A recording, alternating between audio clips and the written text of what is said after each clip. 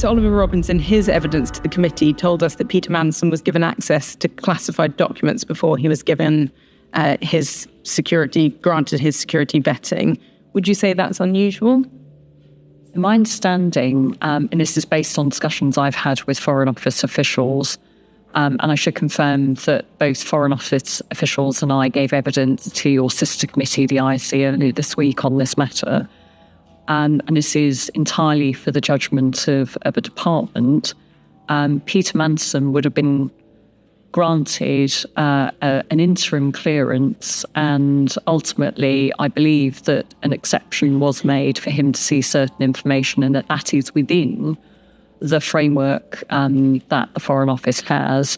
But again, I'm not the expert. It is their protocol and policies, and I'm sure you will want to ask the experts on this matter that question. Obviously, we've talked a bit about how accurate notes are required to be kept, although obviously not every single conversation that happens. Will the humble address include notes or a minute on the Prime Minister's decision to appoint Lord Mandelson to the position? So in the humble address volume 1 that has already been published, we have shared all of the documentation relating to the Prime Minister's decision. That is already published and publicly available.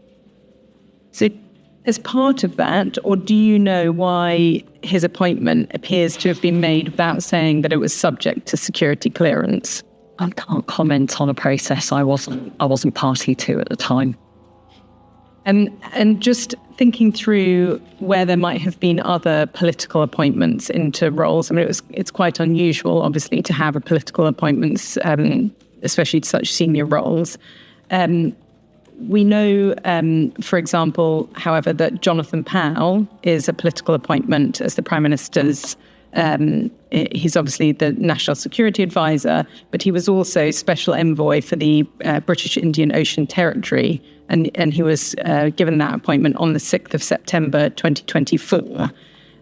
But I understand that in August, he also held meetings like Mandelson did, with FCDO officials, and was given access to classified information. The Prime Minister was asked about this in the Prime Minister's questions yesterday, but actually didn't answer the question. Are you able to provide information on what kind of security clearance he had prior to taking up the role in September? I hope you'll forgive me. I can't comment on individuals' security clearances. That would be inappropriate in this formal public setting. Do you think, in fact, it is a critical part of the protections in place for the national security vetting system? Thank you.